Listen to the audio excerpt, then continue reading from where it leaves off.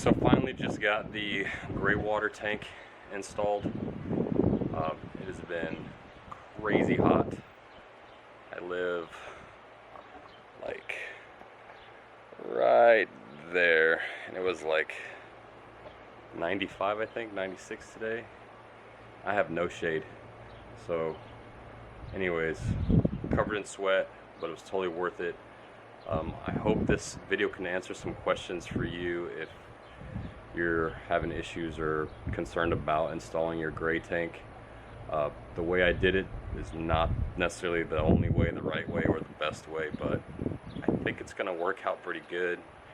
And I can't weld, and I was able to do everything by myself just by bolting some stuff together. And if you have any questions, let me know. I'm not 100% done with the install, but as far as I want to be at this point is where I'm going to show, what I've done up to this point in the video.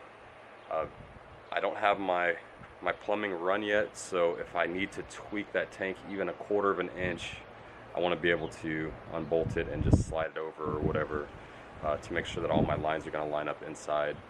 So once all that's done and I finish my outside plumbing, I'll probably do another video showing the strapping and stuff that I did towards the end of the install. So, alright, thanks for watching. My gray water tank is 54 inches long, and it's going to span from my kitchen side cabinets. Here's where my drain for the sink is going to be. It's going to be just a 3/4 inch drain line here, and it's going to span across to where my shower is going to empty into that, and my bathroom sink also. And I've got my holes cut out here where my drain line will run underneath the shower and then drop off to the gray water tank below.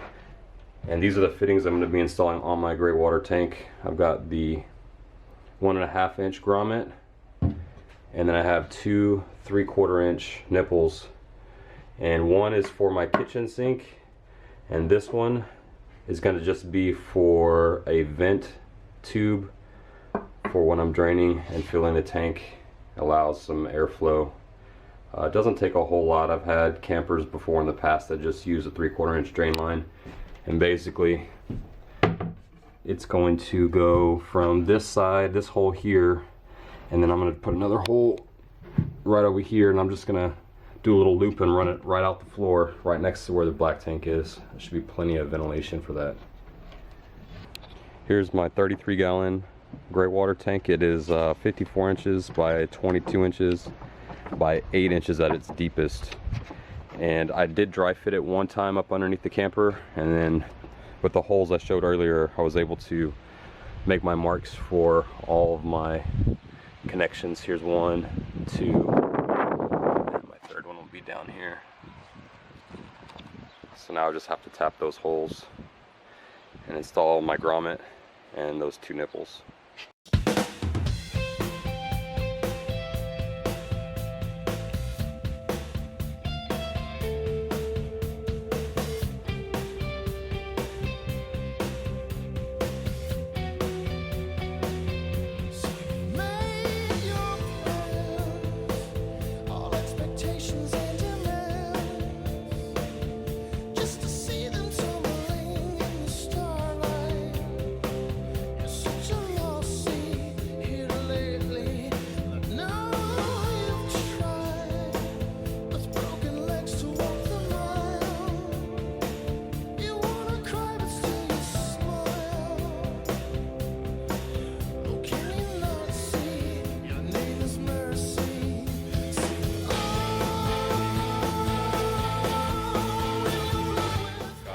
All 3 holes drilled into the tank, and I've just sanded all the contact area where I'm going to be putting down this 3M 5200.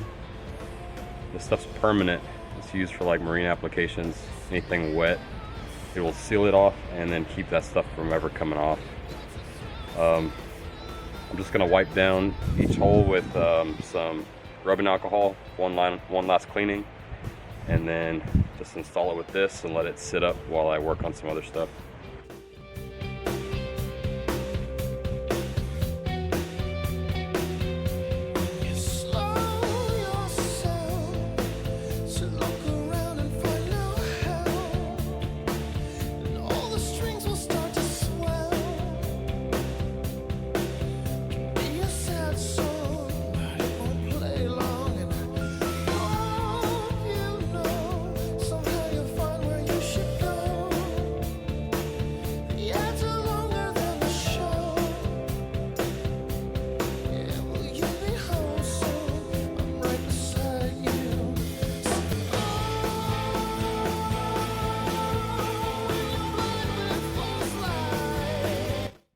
Get it in, you want to give it like a quarter of a turn.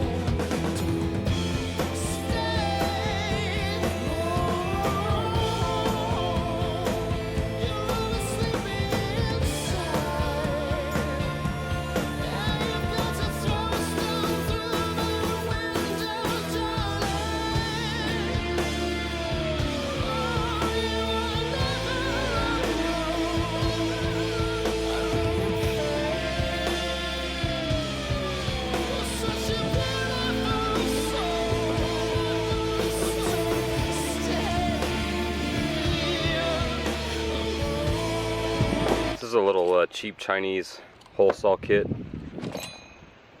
that I got on Amazon,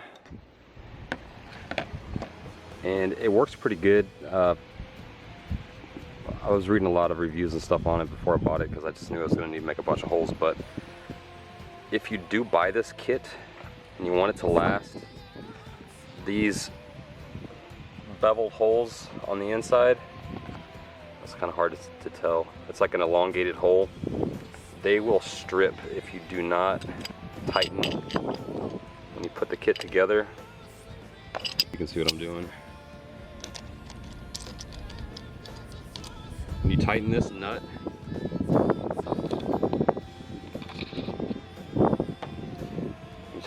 you've got to do it with a wrench and get it tight, or it will just strip the insides of these, and then they'll be no good, and they'll just spin, and your drill will spin and those will stop spinning. So I've already gone through one of the larger hole bits. So in order to keep that from happening, I've just been using a wrench to make sure I get this nice and tight, and then I haven't had that problem since. But for the money, it's worked okay. I'm gonna probably do this whole project with it. This gray water tank, it's a little different than my black water tank. If you look at the profile here, you can see it makes like the letter T. And they're not all like this, but this particular one was. It's gonna work for my needs. So this lip here, I believe this is 2 inches by 3 inches tall. And the beams on my trailer underneath are the same height here. And the distance, the span between the two beams from left to right is the exact width of this tank, so it's going to fit up there nice and snug. And I'm going to use angle aluminum just like that to hold it up in place, to kind of act as a buffer, some padding between the gray tank and the angle aluminum that I'm using to hang it. I'm going to install this rubber foam, and it's marine grade. It's not just the regular like real flimsy foam. I looked at like 10 different things before I think I found what I want to use. It's a little more dense, and it doesn't seem like it's just going to deteriorate and fall apart. It does say for marine applications, and usually stuff that's good enough for boats is going to last hopefully for a long time. And that's where I installed that rubber foam right along that edge.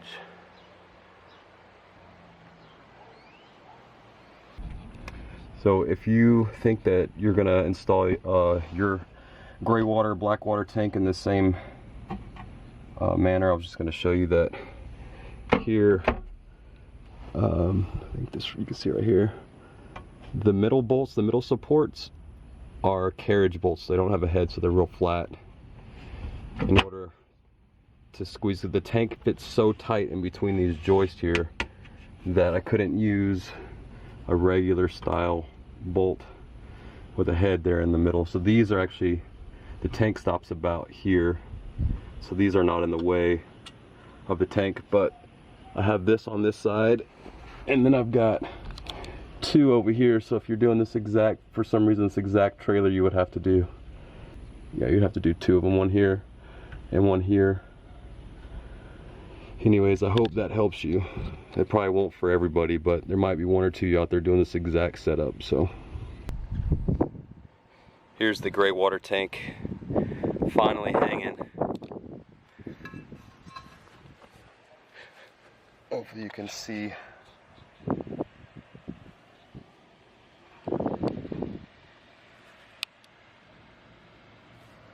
Just how I did this.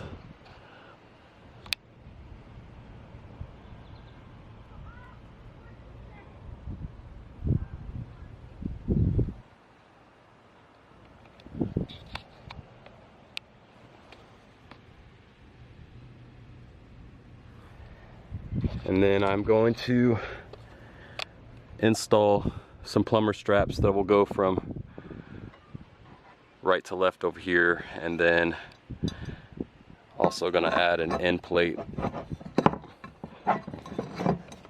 just like that. That'll keep it from vibrating loose or moving left and right when it's not supposed to. I mean, it's really snug and solid right now as it is. I probably don't need this, but just to be safe.